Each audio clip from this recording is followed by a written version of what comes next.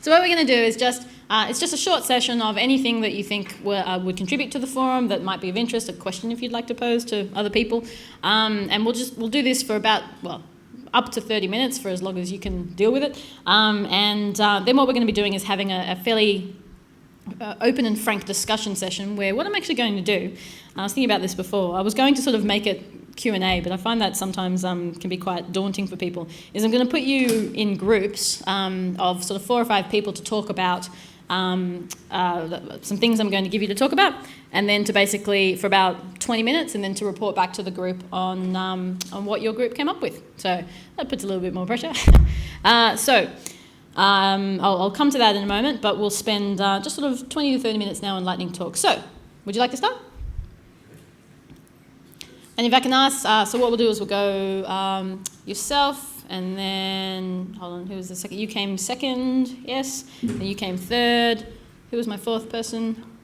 My fourth person was you, you're fourth.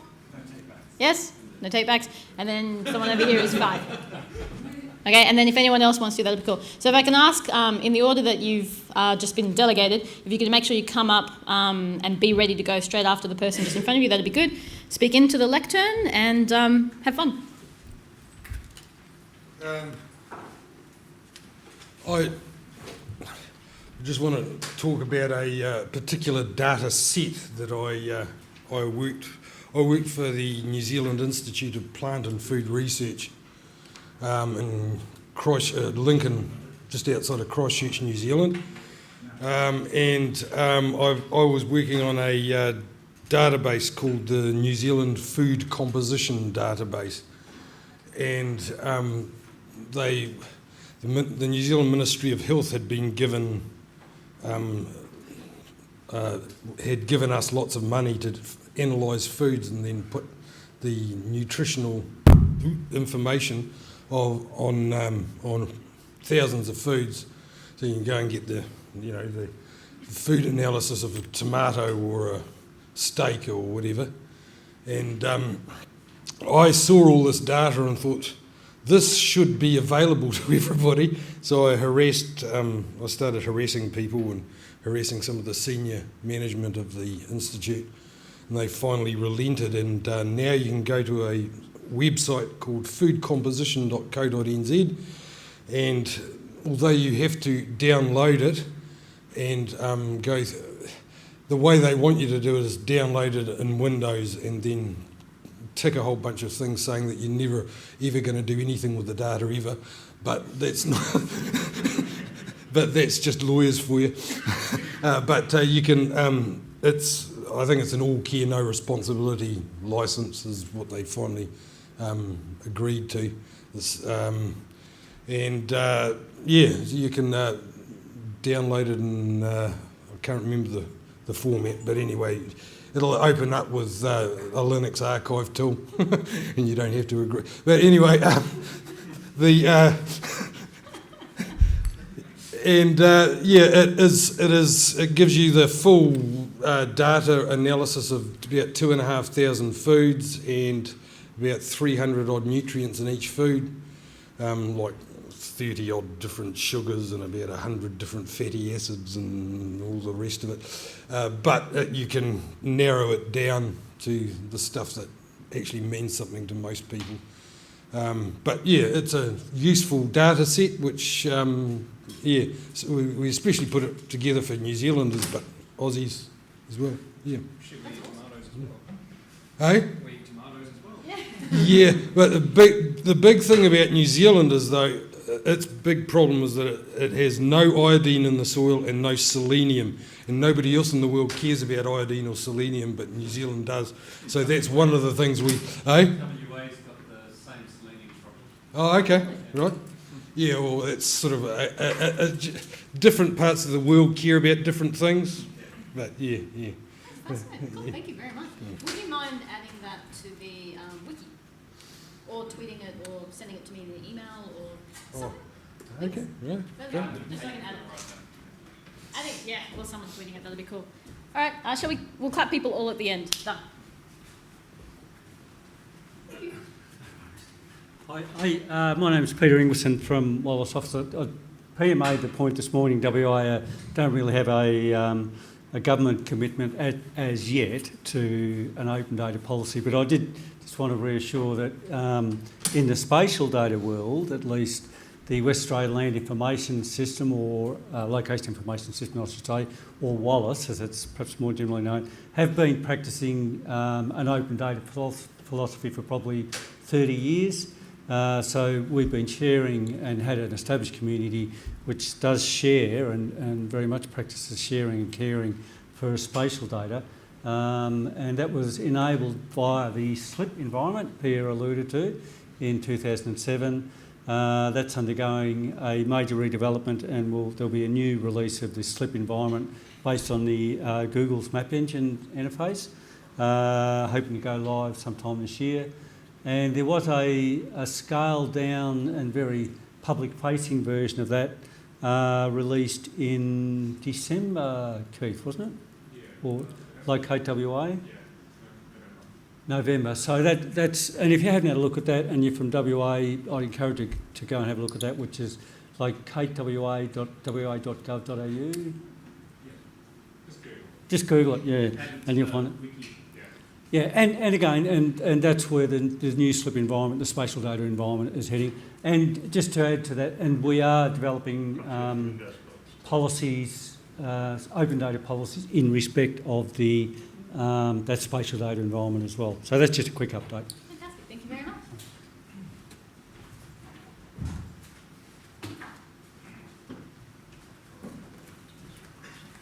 My name's Paul Hamilton. I've used to work in local government and in IT, sysadmin, and there's a local government IT group that meets once a year in Coffs Harbour. So about 250 IT managers meet there. And it always used to amaze me that we're all sitting there, and I suppose this is the same for federal and state government and other agencies, that we're all sitting there trying to invent the wheel, dealing with the same kind of policies and everything. And I was wondering, I did a bit of an envelope calculation once, trying to calculate how much we spend on Microsoft software, just say plain Office. And it came up into the millions and millions of dollars. And it was just back of envelope, looking at my costs, and then from a small shire, and then calculating out across WA, 144 shires, and then across Australia.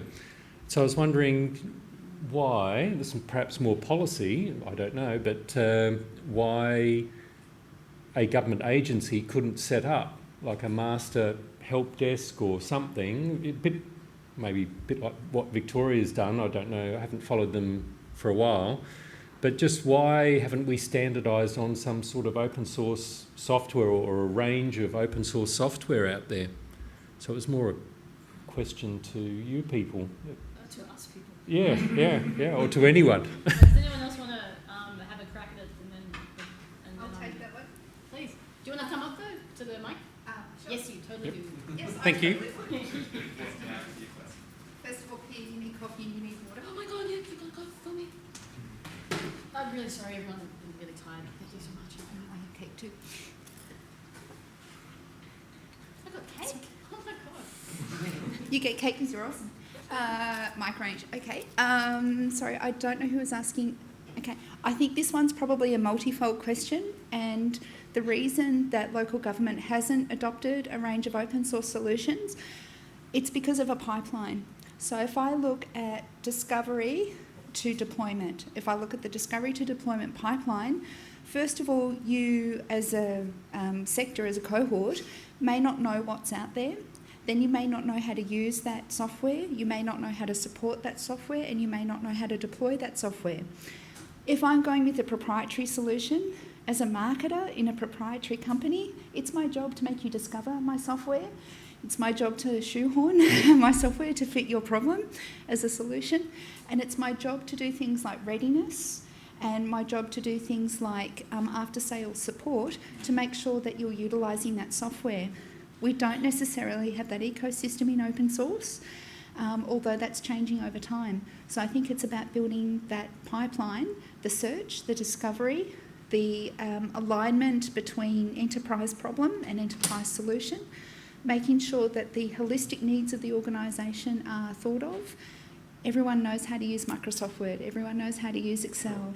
Going from Word to Excel to LibreOffice or to OpenOffice is slightly different. Going from Exchange to Thunderbird, going from IE to Firefox, it's a slightly different experience. So as an open source industry, I think what we need to do is make sure that we're covering off on the pipeline. And I'll stop hogging the microphone. No, that was great. So there's a couple of other things. Shifting a desktop operating, like shifting the desktop's hard, stupid hard. And in fact, if you want a good case, well, that's where I'm about to get to. Yeah. So, but even shifting Office is hard. So South Australian government a few years ago, and it's very much worth going and talking to the Office of the CIO down there about this experience. I don't think it was documented anywhere yet, but they did like a huge trial of a bunch of Linux operating systems for the desktop for government, which is very, very interesting. But it's hard. It's very, very hard to shift the desktop. Having said that, so my first point is about the shift to cloud services is going to enable a lot of this. Because when your business applications are not reliant upon the operating system or on other parts of that stack, then you can shift a lot of stuff. And I mean, for instance, there are a lot of departments in the federal government, I can say this, who were stuck on IE6 for a long time because there were contracts with a major vendor that I won't name, where the major vendor, and it's not Microsoft, where the major vendor said, we will, our current contract with you is to support your major business application through IE6, and we won't support IE7 or IE8, I think they were up to by that stage, unless you pay us a whole lot more money. So there is a lot of things to take into account. So as things move more into the cloud, I think that's going to create more opportunities. But the second one is, particularly in federal government, particularly for large tenders, a department can only choose from the tenders that are given to it. And if every single tender response comes back, and there is absolutely no variety in the options that come back, then you can only choose from what you're given. Otherwise, it's like otherwise you're actually thwarting what is actually supposed to be a reasonable system. So it's important to note that people actually need to put forward tender responses. And at the same time, there's a lot more ways for SMEs, for small businesses, to actually engage with government to do contracting now than there were. So there's still a lot of perspective that it's too hard to work with government, but that's changed a lot just in the last few years. And so a lot of the industry needs to engage more with government and with the opportunities that are available to it. We now have in federal government an SME IT advocate, Don Easter, whose entire job is to look at how to make it easier for SMEs to actually get government business. So that's a whole new thing that's only a couple of years running, and a lot of changes have been made to some of the rules and procurement stuff around to make that easier. So there's a couple of aspects there, but the other one is also just about that, like you say, just collaborating and figuring out how to make it, how to find ways to solve a problem once rather than many, many, many times. Shared services is one of those terms that's become a dirty word because of, a couple of states have had some pretty major issues that have been widely reported. But there's other states and territories who have done it very, very, very well, and that's never reported because no one likes a feel-good story. So getting more, I think, balance in the reporting around what can and can't work, I think, is very important. Now, we had Chung. Yes? So there's a couple of other things. Shifting a desktop operating, like shifting the desktop's hard, stupid hard. And in fact, if you want a good case, well, that's where I'm about to get to. Yeah. So, but even shifting Office is hard. So South Australian government a few years ago, and it's very much worth going and talking to the Office of the CIO down there about this experience. I don't think it was documented anywhere yet, but they did like a huge trial of a bunch of Linux operating systems for the desktop for government, which is very, very interesting. But it's hard. It's very, very hard to shift the desktop. Having said that, so my first point is about the shift to cloud services is going to enable a lot of this.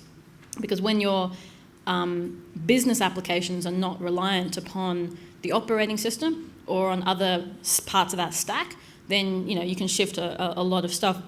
And I mean, for instance, there are a lot of departments in the federal government yeah, I can say this, who were stuck on IE6 for a long time because there were contracts with a major vendor that I won't name, where the major vendor, and it's not Microsoft, where the major vendor said, we will, our current contract with you is to support your major business application through IE6, and we won't support IE7 or IE8, I think they were up to by that stage, unless you pay us a whole lot more money. So there is a lot of things to take into account. So as things move more into the cloud, I think that's going to create more opportunities. But the second one is, particularly in federal government, particularly for large tenders, a department can only choose from the tenders that are given to it. And if every single tender response comes back, and there is absolutely no variety in the options that come back, then you can only choose from what you're given. Otherwise, it's like otherwise you're actually thwarting what is actually, supposed to be a reasonable system. So it's important to note that, people actually need to put forward tender responses. And at the same time, there's a lot more ways for SMEs, for small businesses, to actually engage with government to do contracting now than there were. So there's still a lot of perspective that it's too hard to work with government, but that's changed a lot just in the last few years. And so a lot of the industry needs to engage more with government and with the opportunities that are available to it. We now have in federal government an SME IT advocate, Don Easter, whose entire job is to look at how to make it easier for SMEs to actually get government business. So that's a whole new thing that's only a couple of years running, and a lot of changes have been made to some of the rules and procurement stuff around to make that easier.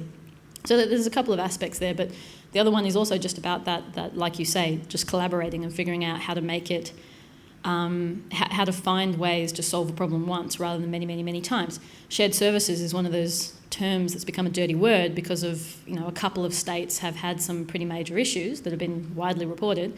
But there's other states and territories who have done it very, very, very well, and that's never reported because no one likes a feel-good story. So getting more, I think, balance in the reporting around what can and can't work, I think, is very important. Now, we had Chung. Yes? So I'm not going to try and get anything up on the screen, but if you go on the LCA 2014 hashtag, I'm AngryGoat on Twitter, and there's an image there of WA visualised by looting Landgate's WFS service to grab all of their sewer data. So for a reason I won't go into, I wanted the entire sewer network of Western Australia. And Landgate have a WFS service, which is Web Feature Service. I think Keith's not wincing, which lets you grab polygon data, line data in a fully, almost like SVG, rather than rastered data. But they'll only give you 5,000 points at a time. So I wrote a little tool that you say, give me everything between this latitude and longitude and this latitude and longitude, which, in this case was WA, and it does a WFS request for those, and it knows what the feature limit is. So for 5,000, if it gets 5,000 answers, it goes, aha, wrong. It divides that area up into 4, puts it on the list, and asks for those 4 areas. And the image that you'll get off Twitter is a bunch of little, it's like a quad tree, a bunch of lines of rectangles. What's cool is it actually maps, the sewer network actually maps where the population in the state is. Because where you've gone in a lot is where people need sewer services. But that's the kind of thing you can do to be, obnoxious to government departments that have feature limits and still retain access to all of their data. I can give you a question. If you come up to here, you can. Oh, no. No,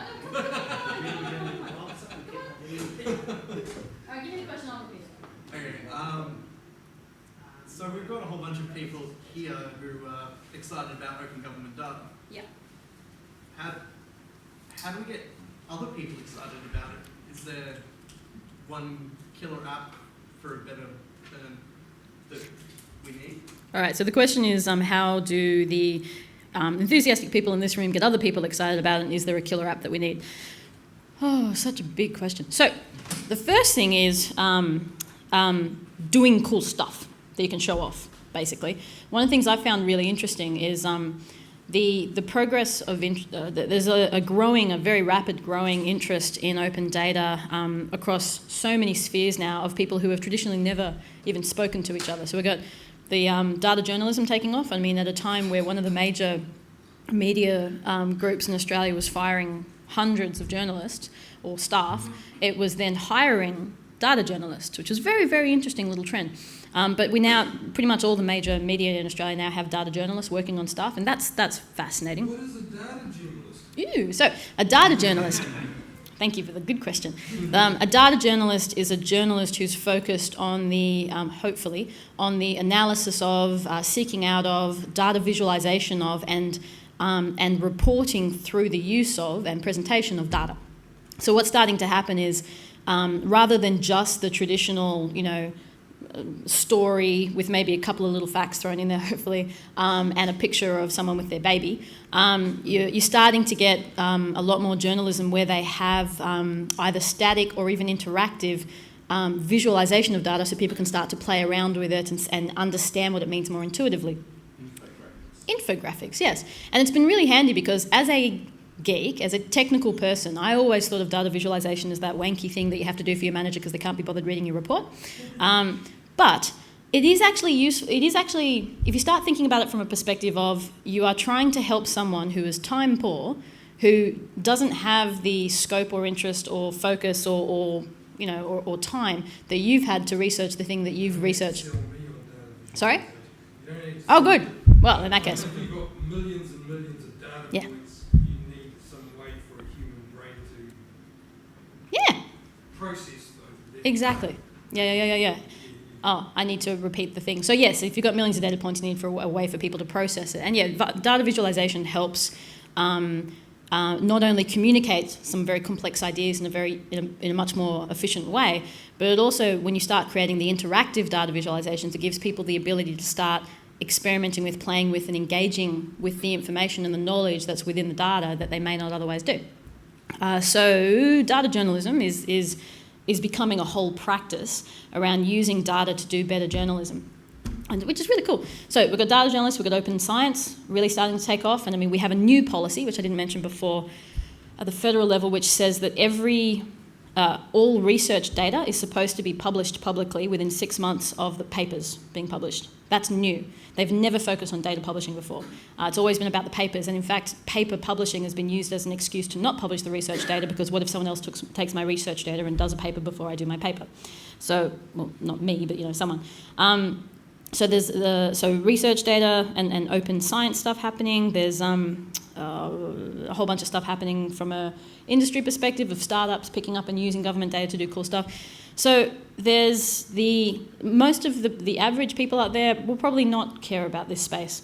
But if you want to get more data from government and you want the ecosystem to grow, then showing it off, doing case studies, requesting data that you actually need, and saying, here's the data that we need, and then after you've got it, showing what you can do with it that's really interesting and really cool. But fundamentally, just doing what you would do anyway in a lot of ways, just doing it really well and really publicly. Does that make sense? Yeah, sort of. Because we're not going to be able to get every single person out there excited about this stuff, but if you can say, well, here is a website or an application or whatever to make it easier to do something. I'll give you an example. One of the federal government departments wanted to do an app to make it easy for you to take the, what's that called? The data about the energy efficiency of every electrical device in Australia. So they collect that data on a daily basis, basically. And so they have the huge data set of all the energy efficiency. So they wanted an app so that someone could go into Bing.ly or whatever and say, I want to compare that TV to that TV and make a more informed choice based on energy efficiency, right? That's kind of cool. They were given a quote on how much it would cost to build an API to their existing system. They were given a quote on how much an app would cost. Luckily, I'd already been talking to them. And so they started publishing their data to data.gov.au, which automatically generated, so they publish it in good data format. It automatically generates an API, which means they've just saved that $20K. And then they developed their application to do what they wanted to do, but because other people now have access to the dataset and to the API, a whole bunch of other applications have since spun up as well. So the agency is super happy because they've saved money, delivered what they needed to deliver, but at the same time, a whole bunch of other people are now doing it as well and using their data. So that and them seeing that is very, very handy and very useful and better delivers services and such. Yep. Sorry, where was that you said the data was published? Data.gov.au. Data.gov. So hold on. Wee. Here's one I prepared earlier. In fact, and it's updated on a daily basis. So it's updated on a daily basis, actually. So we worked with them to create an automation script so that it pulls the data out on a daily basis and pushes it up to Data.gov.au on an automatic basis. So they've saved hours every day, or certainly every month, in updating and publishing what they wanted to publish anyway. You go to data sets. It's usually the top one because it's updated every day. Energy rating for household appliances. Which is kind of cool. I'll show you a couple of other ones as well. Oh, so slow. Okay, hold on. Networks. Oh, that's new. Cool. Oh, that's awesome. We actually published the last 10 years of all government contracts over $10,000 because they're all the ones that have to be reported on publicly. So we've just published the last 10 years worth of that data, or 12, 13 years of that data, which is kind of cool. Anyway, so there you go.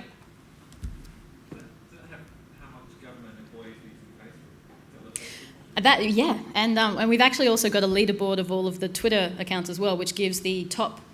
It basically gives a list of all of the government Twitter accounts and in order of how many followers they've got. And it's kind of fun because we publish that every month. So as in my team publish that every month as a way to sort of get a little bit of competition going with the agencies. Oh, and it's so funny to watch. And it's good because, but it's really good because not only does it get them sort of competing a bit, even though number of followers shouldn't be something you compete on. I mean, if I went and tweeted something superbly embarrassing, then that would get a lot of followers, but it's not necessarily the success criteria I want to be judged on, right? But it also gets them knowing who else is doing stuff, which means that they can start sharing experience sort of across agencies and start saying, oh, well, I've got this tricky problem, how do I deal with it? And rather than having to do it in isolation, they can work with other agencies to do it. So that's kind of cool. Okay.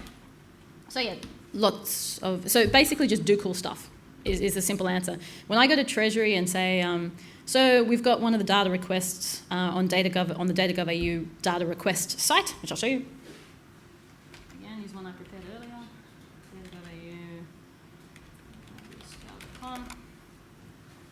Data.gov.au. I can also say, by the way, people have screen scraped all the portfolio budget statements and have actually published not only the CSV but an API and and a data visualization of the federal budget, which by the way is wrong because of screen scraping means that some of the characters are out, which means that that is the data set everyone's using, but it's wrong, and so that's sort of incentive for them to open up the data. So yeah, it's kind of cool. So we've got 41 data requests. We've got people voting up and voting down stuff, adding comments, and then we basically, every data set that hits, I think, 5 votes at this point, and we'll see how we go, we then go and chase up with the relevant agency, and then we tell people where it's up to, and then we sort of try to track it as a bit of a public and fairly transparent approach to engaging with community requests for data. It's really kind of fun. Okay, so let's go into the last session for today. Any other lightning talks? Any other topics anyone wants to cover about this space? No. Oh, yes. Come. Question. Oh, damn you all and your questions. Yeah, I'll come down. Okay.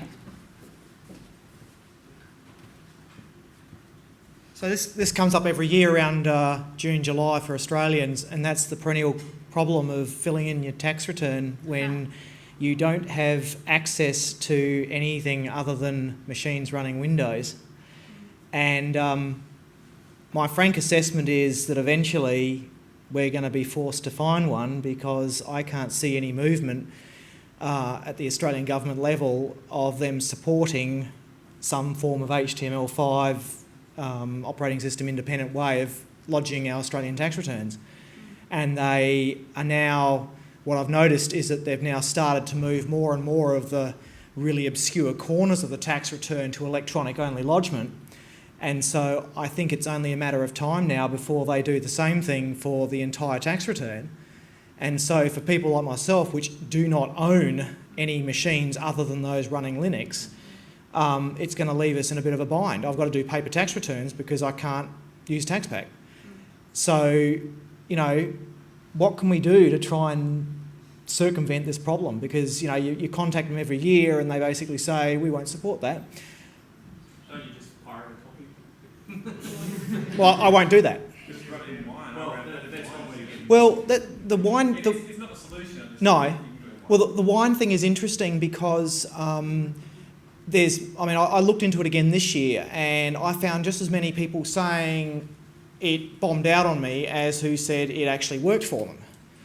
And there's a little interesting thing in the terms and conditions that basically say that, you know, I think the problem if you run it under wine, if something goes wrong, and as far as I can tell, there's a fairly good chance that something's going to go wrong.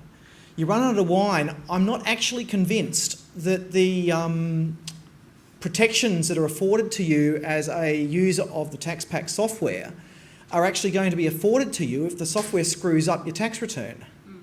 Because they'll just come back and say you're not running it on a supported system, therefore you're liable.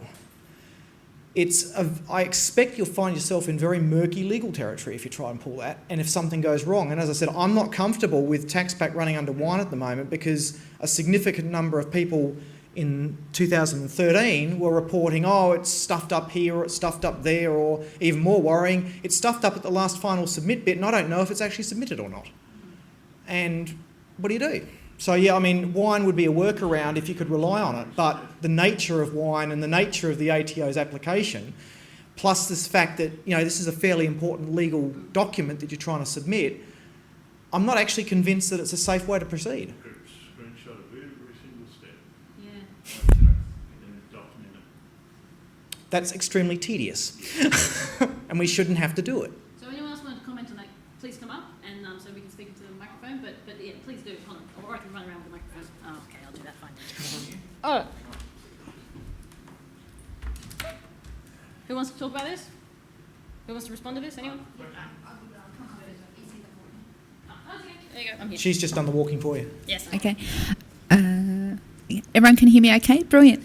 So just picking up on the legal argument, there's actually a concept under the 1974 Trade Practices Act, which I think was recently updated, called third line forcing.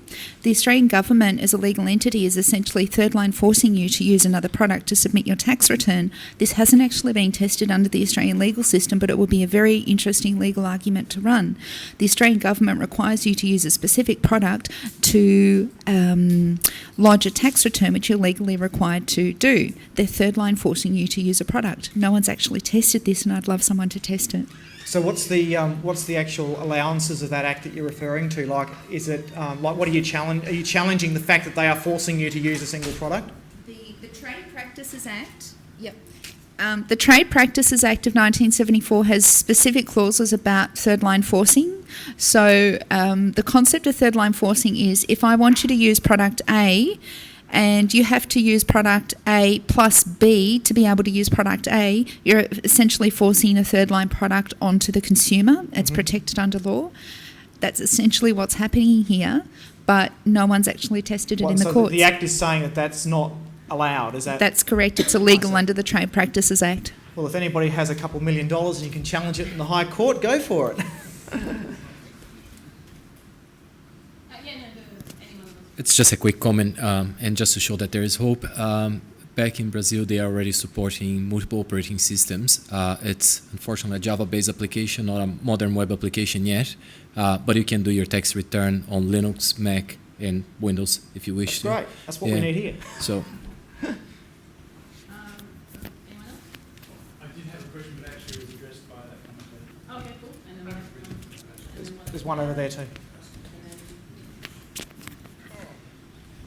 Could this come into the open data thing? If am I not? Oh yes, no, you're Instead of coming up with an application for Linux and Mac and blah blah blah blah blah, they release the form data in a better format so someone else can come along with the.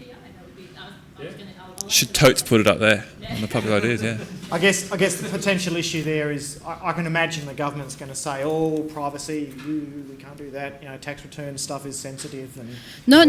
But government. But this is where we get it. So one of the things that I'm being recorded, aren't I? I was a little cheeky to put up here as well, but the data request site, you might notice it says government data sets or APIs. Yep. So request it as an API. And then if enough people vote for it, then we can then go to the ATO as the data.gov.au, so I've got my data.gov.au hat on right now, and say, so this API has been requested. Is there any way to fulfill this? And see what happens. So I'll come back to that in a second, though. Sure. Who else had a comment? Well, you can go and make a request right now. Yeah, you've got to active community. Open e-tax, that works. 5. How many are in the room? From Australia. So everyone here votes. From Australia, yeah. I'm just thinking a hack you could do. You could fire up an Amazon micro instance running Windows Server and just run it on there. It wouldn't cost you anything. True. A lot more hassle than it's worth, though, really. Anyone else? Oh, one more over here, sorry. Yeah. Where am I? Sorry, just give it. Hey, is this working? Yes.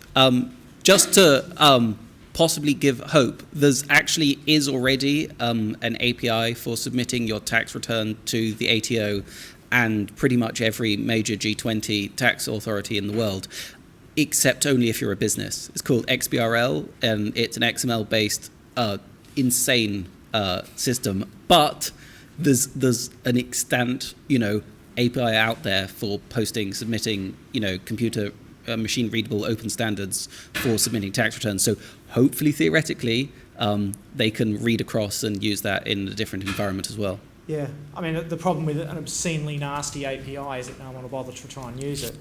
But yeah, I mean, that's good. That sounds like it's a good plan. Although the other thing too is, and I guess we've got to wrap up to it at some point, the other thing that having talked to a couple of people in government and all that, it does seem to me that if there's a priority for shifting these sorts of things so that, to open it up, make it easier for people, there seems to be a greater preference for the government to concentrate on the business side and just let the personal side just sort of languish without a lot of attention, which may actually explain why that API exists, but only for business.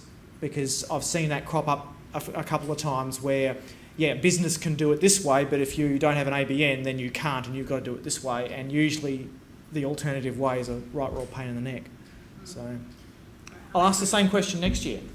And I'll try to put comments in as well. So there's a couple of things there. There's the retrospective dealing with systems that already exist that are limited in how they support different users and different operating systems.